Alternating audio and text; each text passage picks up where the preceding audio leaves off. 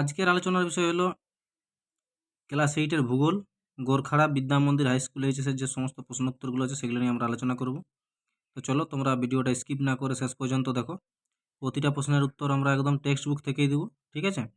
তোমরা চ্যানেলটিকে সাবস্ক্রাইব করে রাখো, এরকম প্রতিটা সেটের কিন্তু আমরা উত্তর তোমাদেরকে দিয়ে দেবো, ঠিক আছে? চলো দেখা আছে। পৃথিবীর সব থেকে বেশি সংখ্যক স্থানীয় বায়ু প্রভাব দেখা যায় কোথায়?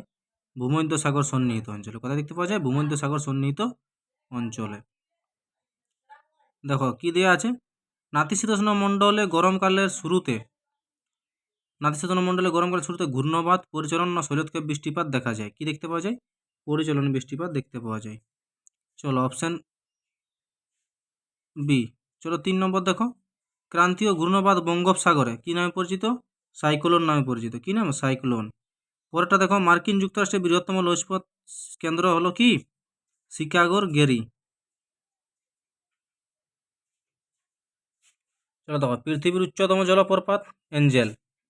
শীতকালীন পর্বত তুষারপাত হলো কি? তৈগা। পরে দেখো, উপযুক্ত শব্দ বসিয়ে শূন্যস্থান পূরণ করো। দেখো প্রথমে দেওয়া আছে কি না, ড্যাশ হ্রদ পৃথিবীর উচ্চতম। তো আমরা জানি কি টিটিকাকা হ্রদ যেটি, সেটি কি পৃথিবীর উচ্চতম হ্রদ।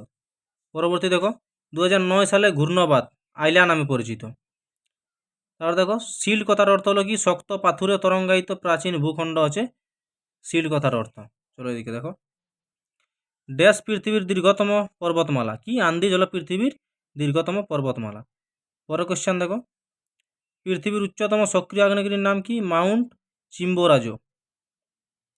নেক্সট দেখো, ড্যাশ রাজ্যে আমেরিকা যুক্তরাষ্ট্রের মধ্যে সর্বাধিক গম উৎপন্ন হয়? ডাকোটা রাজ্যে। চলো এই ছিল আমাদের শূন্যস্থান পূরণ। এরপরে চলে আসছি আমরা 2-1 কথায় উত্তর যেগুলো। দেখো, কোন মেঘে বজ্রবিদ্যুৎ সহ বৃষ্টিপাত হয়? কিউমুলো নিম্বাস মেঘে বজ্রবিদ্যুৎ সহ বৃষ্টিপাত হয়। পরে দেখো, অধক্ষেপণ কি? দেখো আমাদের টেক্সট বুকের যে পেজ নম্বর 46 সেখানে দেওয়া আছে অধক্ষেপণ। এইখানে দেখো, পৃথিবীর অভিকর্ষের টানে বায়ুমণ্ডল থেকে জলকণা বা বরফকণা তরল বা কঠিন অবস্থায় ভূপৃষ্ঠে নেমে এলে তাকে বলে অধক্ষেপণ। ঠিক আছে, পেজ নম্বর 46-এ দেওয়া আছে তোমাদের। পরে দেখো, উত্তর আমেরিকার দীর্ঘতম নদীর নাম কি? Mississippi, Missouri. চলো দেখো কি বলছে, মেঘের জলকণাগুলোর ব্যাস কত? 0.02 মিলিমিটার হচ্ছে কি মেঘের জলকণাগুলোর ব্যাস। নেক্সট দেখো, কোন জলবায়ু অঞ্চলে কোনো ঋতু পরিবর্তন হয় না? নিরক্ষীয় জলবায়ু অঞ্চলে। ঠিক আছে। পরে দেখো, এস্টেনসিয়া কি? পম্পাস অঞ্চলের পশুচারণ ভূমিকে এস্টেনসিয়া বলা হয়। ঠিক আছে। দেখো, ক স্তম্ভের সাথে খ স্তম্ভ, বাফেলো। বাফেলো কি বলে? পৃথিবীর বৃহত্তম কি ময়দা শিল্প কেন্দ্র। উত্তর আমেরিকার বৃহত্তম ময়দা শিল্প কেন্দ্র হচ্ছে বাফেলো। শিকাগো। শিকাগো কি বলে? পৃথিবীর কসাইখানা। গেরি। গেরি হচ্ছে লৌহ ইস্পাত শিল্পের রাজধানী। ডেট্রয়েট কি বলে?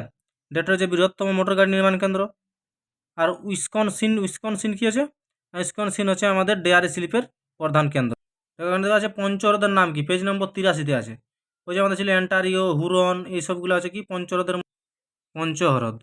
সুপিরিয়র, মিশিগান, হুরন, ইরি আর অন্টারিও, এগুলাকে কি বলছে? পঞ্চহ্রদ বলা হয়। দেখো এখানে দেওয়া আছে, সুপিরিয়র পৃথিবীর বৃহত্তম মিষ্টি জলের হ্রদ, মিশিগান, হুরন ও ইরি, অন্টারিও, এই 5টি হ্রদকে একত্রে পঞ্চহ্রদ বলা হয়। দেখো পরবর্তী কি দেওয়া আছে? ক্যারিওলিস বল, পেজ নম্বর 33-তে, যেটা তোমাদের ফেরেলের সূত্রের সাথে যুক্ত ক্যারিওলিস বল, সেটা দেখো দেওয়া আছে ক্যারিওলিস বল। দেখো, পৃথিবীর আবর্তন ও ঘূর্ণন গতির কারণে পৃথিবী পৃষ্ঠ যে কোনো স্বচ্ছন্দ গতিশীল বস্তুর ওপর এক ধরনের বল কাজ করে, যে বস্তুগুলোর দিক বিক্ষেপ পরিবর্তন ঘটায়। এই বল হলো কি? ক্যারিওলিস বল। দেওয়া আছে কি? কোন অরণ্যকে এবং কেন পৃথিবীর ফুসফুস বলা হয়? কাকে?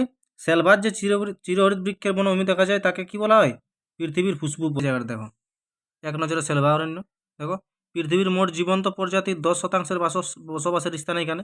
পৃথিবীর 20% অক্সিজেনের যোগান দেয়, তাই একে পৃথিবীর কি বলা হয়? ফুসফুস বলা হয়। নেক্সট কথা হচ্ছে ফল কি? ফল 86 নম্বর। দেখো, যেটা তোমাদের সংমিশ্রণ আছে, জলবায়ু অঞ্চল আছে। অরণ্যাঞ্চল নাতিশীতোষ্ণ পর্ণমোচী স্থলবর্গীয় উদ্ভিদের সংমিশ্রণে, তাই একে মিশ্র অরণ্য বলছে। শরৎকালে বোঝে গাছগুলির পাতা লাল, হলদে বা কমলা হয়ে যায় এবং তারপর এগুলি ঝরে পড়ে, তাই শরৎকালে এখানে ফল বলা হয়। ঠিক আছে। নেক্সট দেখো দিয়েছে, মৃত্যু উপত্যকা কাকে বলে? টেক্সট বুকের 81 দেখো এখানে মৃত্যু উপত্যকা। পশ্চিমের পার্বত্য অঞ্চলের ক্যালিফোর্নিয়ার দক্ষিণ পূর্ব অংশের এই উপত্যকা সমুদ্রপৃষ্ঠ থেকে প্রায় 90 মিটার নিচু। তাই এই অঞ্চলে প্রাপ্ত সামান্য জলের লবণতা এত বেশি যে এখানে কোনো জীব বেঁচে থাকতে পারে না। এই গভীর উপত্যকা মৃত্যু উপত্যকা নামে পরিচিত। ঠিক আছে। এটা উত্তর আমেরিকার উষ্ণতম স্থান আর পশ্চিম গোলার্ধের নিম্নতম স্থান। হ্রদ অঞ্চলে পশুপালনের উন্নতি ঘটার কারণ কি? ঠিক আছে, দেখো হ্রদ অঞ্চলে পার্শ্ববর্তী শহরগুলিতে দুধ, দুগ্ধজাত এই যে এটা দেওয়া আছে পশুপালন ঘটেছে কারণে উন্নতি ঘটেছে। দেখো এখানে যে সকল কারণ কি দেখো এখানে দেওয়া আছে। প্রচুর পরিমাণে ভুট্টা, হে, ক্লেভার ঘাস জন্মায় যা পশু খাদ্যের পর্যাপ্ত যোগান দেয়। অঞ্চলে পর্যাপ্ত জল পশুদের প্রয়োজনীয় চাহিদা মেটায়। বিস্তীর্ণ সমভূমি অঞ্চলে পশুদের অবাধ বিচরণের সুবিধা। আর এই অঞ্চলে শীতল জলবায়ুর জন্য দুগ্ধ, দুগ্ধজাত দ্রব্য এবং মাংস প্রভৃতি পচনশীল উপাদানের সহজে সংরক্ষণ। এটার জন্য কি বলছে এই অঞ্চলে পশুপালনে। পরের কোশ্চেন দেখো আছে দক্ষিণ আমেরিকার মধ্যভাগে বিশাল সমভূমি অঞ্চল বিভিন্ন নদ অববাহিকাকে কী নামে পরিচিত? এইখানে দেখো মধ্যভাগের বিশাল সমভূমি অঞ্চল দেখো অরনিকো নদীর অববাহিকা লোনেস সমভূমি, আমাজন নদীর অববাহিকাকে বলছে সেলভা সমভূমি, প্যারানা প্যারাগুয়ে নদীর অববাহিকাকে বলছে গ্রান চাকো সমভূমি, আর লা প্লাটা নদীর অববাহিকাকে কী বলছে পম্পাস সমভূমি। ঠিক আছে, বলছে কানাডা শিল্প অঞ্চলে শিল্প উন্নতির কারণ কি? দেখো কানাডার শিল্পে উন্নতি ঘটেছে কারণগুলো দেখো এখানকার বনভূমি, পর্যাপ্ত কাঠ, বন্য পশুর লোম, চামড়া এবং খনিজ পদার্থের সহজলভ্যতা, কানাডার উন্নত মানের প্রযুক্তি ও কারিগরি দক্ষতা, স্থানীয় নদীগুলি থেকে উৎপন্ন জলবিদ্যুৎ শক্তির প্রাপ্যতা, শিল অঞ্চলের দক্ষিণে প্রান্ত পঞ্চরত সেন্ট লরেন্স নদীর মাধ্যমে সৃষ্ট সুলভ জলপথ। এইগুলোর জন্য কি অর্থনীতির দিক এরা কি শিল্পের উন্নতি ঘটেছে। ঠিক আছে, উত্তর আমেরিকা মহাদেশের জলবায়ুর বৈচিত্র্যের কারণ কি? দেখো এখানে বড় বড় করে লেখা জলবায়ু বৈচিত্র্যের কারণ অক্ষাংশগত অবস্থান, সমুদ্র স্রোত, বায়ুপ্রবাহ, পর্বতের অবস্থান। এগুলো তোমাদেরকে কিন্তু লিখতে হবে। ঠিক আছে, তো বলছি উদ্ভিদের নাম সহ দক্ষিণ আমেরিকা মহাদেশের জলবায়ু অঞ্চলগুলির নাম লেখো। ঠিক আছে, চলো দেখো এইখানে দেখো জলবায়ু এলাকাগুলির নাম লেখা আছে। ঠিক আছে, আর এইখানে দেখো দেওয়া আছে বিভিন্ন উদ্ভিদের নামগুলো। ঠিক আছে, চলো তো আজকের ভিডিওটা ছিল এই পর্যন্তই। তোমাদের আরেকটা সেট আমি কমপ্লিট করলাম, সেট নাম্বার 3। সেট নাম্বার 4 নিয়ে আমরা খুব তাড়াতাড়ি আসবো। ততক্ষণ পর্যন্ত চ্যানেলটিকে সাবস্ক্রাইব রাখো এবং লাইক করো যাতে তোমরা আগামী নোটিফিকেশান পেয়ে যাও, এবং বন্ধুদের মধ্যে শেয়ার করো যাতে তোমার পাশাপাশি তোমার বন্ধুরাও যেমন তাড়াতাড়ি পেয়ে যায়। ঠিক আছে, চলো ধন্যবাদ।